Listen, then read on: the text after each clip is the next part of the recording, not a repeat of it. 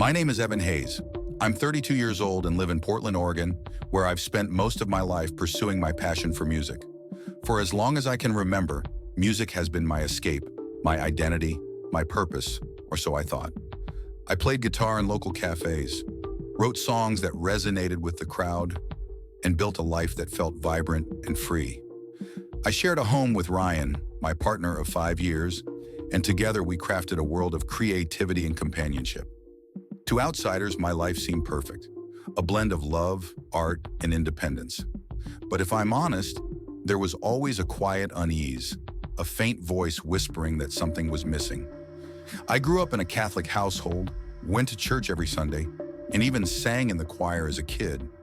But as I got older, I drifted away. I convinced myself I didn't need religion or a relationship with God. Life was good as it was. I was confident that if God existed, He would accept me just as I was, without question. Then came the fall morning in October 2023, a day that started out as ordinary as any other. The leaves along the highway were a brilliant mix of red, orange, and gold, and the crisp air carried the smell of rain from the night before.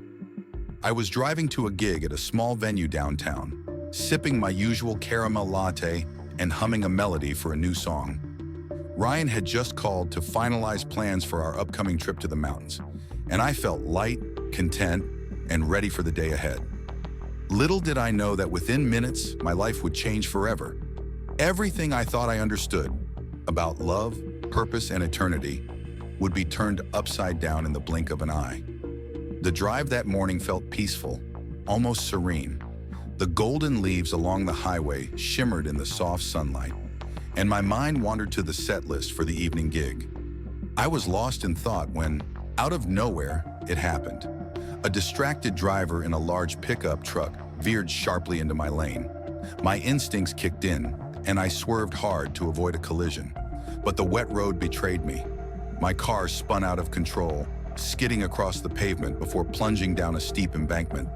The sound of metal crunching against trees and glass shattering around me was deafening. Time seemed to slow down as my car flipped, the world spinning violently. I remember my coffee cup flying through the air, its contents splashing across the dashboard. And then, silence. When the car finally came to a stop, crumpled and lifeless at the base of a tree, I felt myself slipping into darkness. The weight of my body pressed against the seat, and everything faded. Later, I would learn that a passing motorist saw my car's taillights through the trees and called 911. The rescue team arrived quickly, but the terrain made their efforts painstakingly slow. It took them over an hour to cut me free from the mangled wreckage. By then, I had lost a significant amount of blood. My injuries were severe: broken ribs, a punctured lung, internal bleeding, and a head injury that left me unresponsive. The paramedics worked tirelessly as they airlifted me to the hospital, but somewhere along the way, my heart stopped. For nearly 4 minutes, I was clinically dead. What I experienced during those moments as my body lay motionless would completely redefine everything I thought I knew about life, death, and what lies beyond. In the chaos of the accident and the frantic efforts to save me, I felt something strange.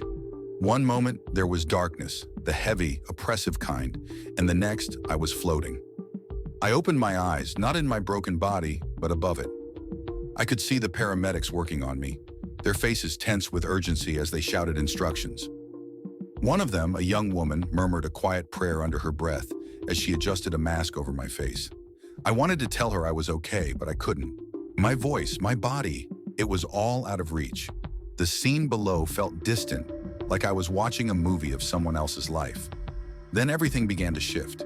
A soft, warm glow appeared in the distance, growing brighter with each passing moment. It wasn't like the harsh light of the sun. It was alive, welcoming, and filled with a peace I couldn't describe. I felt pulled toward it, weightless and unafraid, as though something deep inside me recognized it. The sounds of the paramedics faded into the background, replaced by a gentle hum that seemed to resonate within me. I moved toward the light, drawn as if by an invisible force. The world I knew, the crash site, the pain, the fear, slipped away entirely. What lay ahead was something I could never have imagined. The light grew brighter as I approached, surrounding me with a warmth that felt like love itself. I found myself in a meadow unlike anything I had ever seen. The grass shimmered like emeralds. The flowers bloomed in impossible colors, and the air carried a fragrance that soothed my soul. There was no fear, no anxiety, only a profound sense of peace. Then I saw him. A figure in radiant white appeared, walking toward me. His presence was undeniable. His face, though familiar from pictures and stories, carried an authority and kindness that transcended anything I could comprehend. I didn't need an introduction. I knew this was Jesus. "Welcome, Evan," he said, his voice both powerful and tender, resonating deep within me. "I've been waiting for you." I couldn't hold back the tears. I fell to my knees, overwhelmed by the purity of his presence. He reached out and lifted me up, and the touch of his hand felt like the embrace of a lifetime's worth of love. "Why am I here?" I asked, my voice trembling.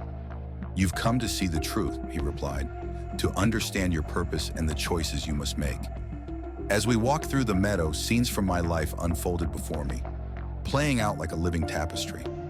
I saw moments of joy and creativity, times when I used my gifts to bring happiness to others. But I also saw my mistakes, the selfishness, the missed opportunities to help, the moments I let my pride guide me. Each memory carried a weight, a consequence I hadn't fully realized until now. Jesus' eyes were filled with compassion. "You are loved, Evan," he said, "but love doesn't mean ignoring the truth. It means helping you grow into who you were meant to be." As we continued walking, Jesus showed me two possible futures. In one, I remained on the path I had been living, focused on myself, my desires, and what felt good in the moment. That path led to separation from God, to a place where the love and peace I was feeling now no longer existed. In the other, I saw a life of purpose. I saw myself using my gifts, not for fleeting satisfaction, but to uplift others and glorify God. I saw how my music could inspire hope and lead people closer to Him. The contrast between the two paths was undeniable. Jesus then revealed something even more profound. "Your choices don't just affect you, Evan," he said. "They ripple out to others, your friends, your family, even those you've never met. What you do matters more than you realize." I began to feel the weight of my responsibility. Every decision, every action carried eternal significance. "But how can I change?" I asked. "What if I'm not strong enough?" Jesus smiled, his eyes full of reassurance. "You don't have to do it alone. My strength is made perfect in your weakness. Trust me, and I will guide you." As Jesus spoke to me, his words resonated deeper than any sound I had ever heard. It wasn't just his voice. It was as though his love and truth were wrapping themselves around my soul, filling every corner of my being. He looked at me with eyes that seemed to see not just my present, but my entire existence, my past, my future, and everything in between. "Evan," he said gently, "your life is a gift, and it was given to you for a reason. You've been given talents, relationships, and opportunities, not for your own satisfaction, but to reflect God's love to the world. But you've lost sight of that." I felt tears stream down my face. "I didn't know," I said, my voice trembling. "I thought I was living the best life I could. I didn't realize I was missing something." Jesus' expression softened. "Many don't realize it. The world teaches you to chase happiness and success, but true joy and fulfillment come from walking in the purpose for which you were created. You've been given another chance to do that." He paused, then continued, "Your story, your gifts, your struggles, they can all be used to bring hope to others. There are people who are lost, searching for meaning, and you can help them find the truth. But you must be willing to walk a different path." I hesitated. What if I fail? What if I'm not strong enough? His hand rested on my shoulder, and a wave of strength filled me. "You don't have to be strong on your own. My strength will carry you when you feel weak. All I ask is that you trust me and take the first step." Then he showed me glimpses of what my life could be, using my music to inspire hope, sharing my story with those who were searching, and living in a way that reflected his love. The vision was beautiful, but it wasn't without challenges. I saw moments of rejection, of people misunderstanding my journey, and of having to let go of things I held dear. "You will face trials," Jesus said, "but remember, I am always with you. and every act of love, no matter how small, has the power to change lives. I took a deep breath, feeling both scared and determined. "I'll do it," I said. "I'll go back. I'll share what you've shown me." Jesus smiled, his warmth filling me once again. "Go with my blessing, Evan. Speak the truth with love, and trust that I will guide you every step of the way." The world around me began to shift. The light of the meadow dimmed, and I felt myself being pulled backward. It wasn't painful, but it was bittersweet. I didn't want to leave the peace and beauty of that place, yet I knew I had a mission waiting for me. The hum of the machines was the first thing I heard as I opened my eyes. The sterile smell of antiseptic and the sharp beeping of monitors reminded me where I was. My body felt heavy, weighed down by pain and exhaustion, but I was alive. I looked around and saw my mom's face, tear-streaked and full of relief as she realized I was awake. "Evan," she cried, grabbing my hand. "You're back! We thought we lost you." I smiled weakly, my throat dry and my voice barely a whisper. "I'm here," I said. "It's okay, Mom." The doctors rushed in, astonished at my recovery. "It's a miracle," one of them said. "We didn't think he'd make it." As I lay in that hospital bed, the memories of what I had experienced flooded back with crystal clarity. The light, the meadow, and Jesus' words echoed in my mind. I knew that my life could never go back to what it was before. I had been given a second chance, and I couldn't waste it. Leaving the hospital was like stepping into a new world. Everything felt different. The sunlight was brighter, the air fresher, and every moment more precious. But as the days went on, I began to realize just how much my life had changed. I started journaling every detail of my experience, afraid that I might forget even the smallest moment. Writing became a way to process what had happened and to reflect on the mission Jesus had given me. I shared my story with my mom first, then my family, and eventually Ryan. Their reactions were mixed. Some were awestruck, while others struggled to understand. Ryan was the hardest to face. I told him everything about the meadow, Jesus, and the truths I had been shown. He listened quietly, but I could see the confusion and hurt in his eyes.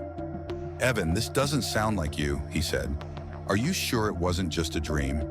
"It wasn't a dream," I said firmly. "It was real. I can't explain it, but I know it happened, and I know I have to change."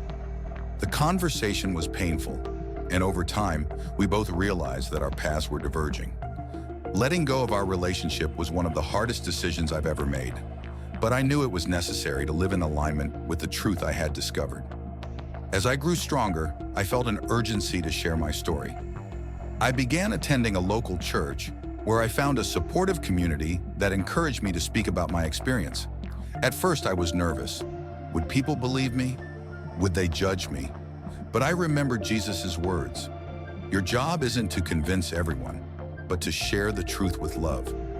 I started small, sharing my testimony during prayer meetings and writing blog posts about my journey. Slowly, my story spread.